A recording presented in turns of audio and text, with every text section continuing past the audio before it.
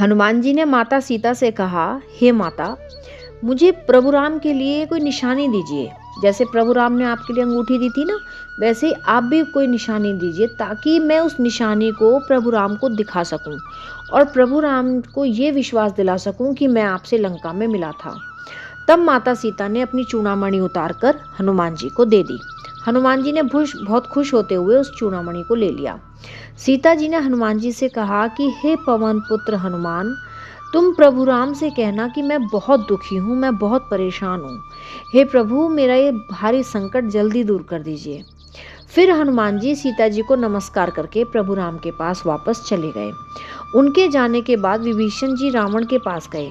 उन्होंने रावण को समझाने की कोशिश की कि हे रावण, किसी और की पत्नी को उठा लाना बहुत बड़ा पाप है। आप तो बहुत बड़े ज्ञानी हैं, मेरे बड़े भाई हैं, शक्तिशाली हैं। ऐसा पाप करना आपको शोभा नहीं देता। विभीषण जी कहते हैं, हे रावण, इस संसार में जितने भी इंसान हैं, सबके अंदर अच्छी बुद्धि भी है और बेकार बुद्धि भी है, बुरी बुद्धि भी है। जो अच्छी बुद्धि से अच्छा काम करते हैं, उस आदमी के पास सारे सुख, सारी खुशियां अपने आप आ जाती हैं।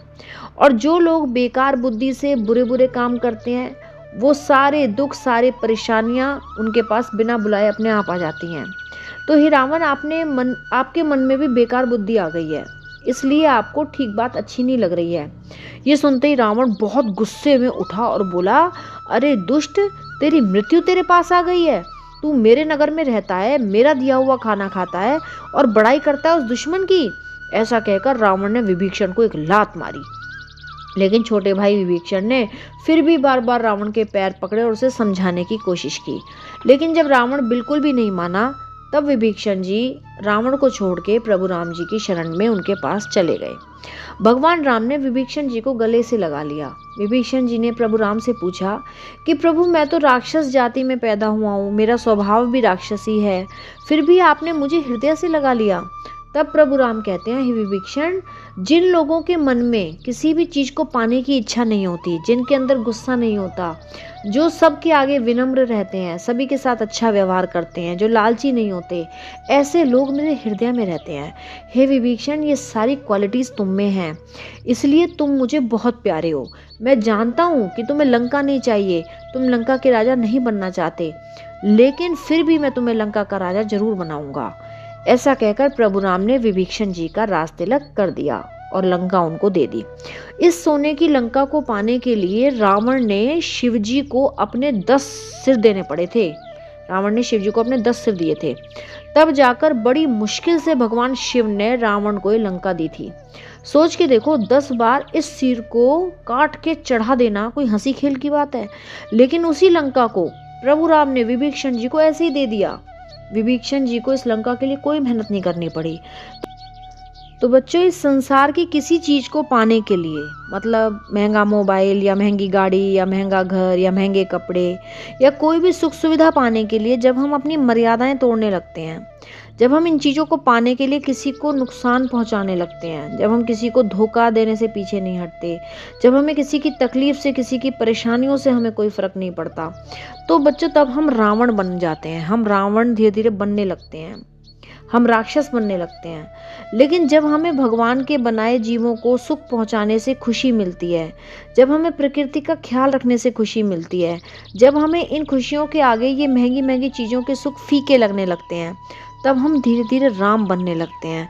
तब हमारा मन साफ होने लगता है, निर्मल होने लगता है, और साफ निर्मल मन खुशियों को, प्रभु को अपनी ओर खींचता है। जैसे चुंबक लोहे को खींचती है ना, ऐसे ही सुंदर और साफ मन प्रभु को अपनी ओर खींचने लगता है। भगवान राम श्री रामचरितमानस में कहते हैं, निर्मल मन जन सो मुहि पावा, मोहे कपट छल छिद्र न भावा।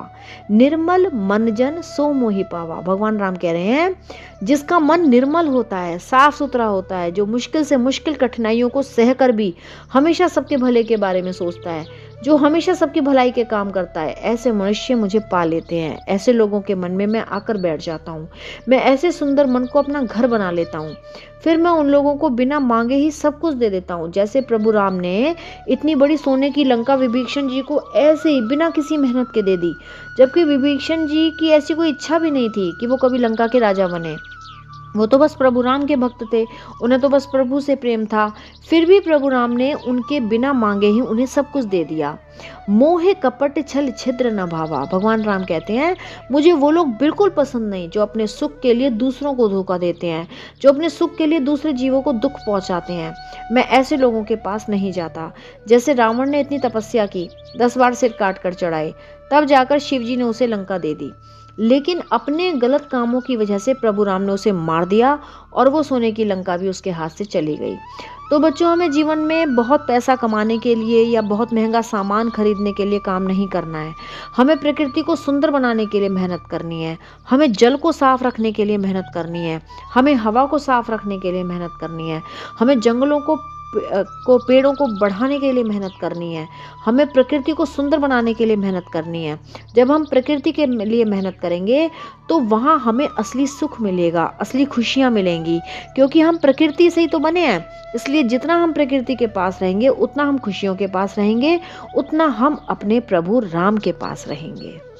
जय सिया राम, जय जय सिया राम, जय रघुनंदन जय घनश्याम, जानकी वल्लभ सीताराम, जब बोलो तब राम ही राम, राम संवारे सबके काम, राम करेंगे पूर्ण काम। जय सिया राम, जय जय सिया राम, जय सिया राम, जय जय हनुमान।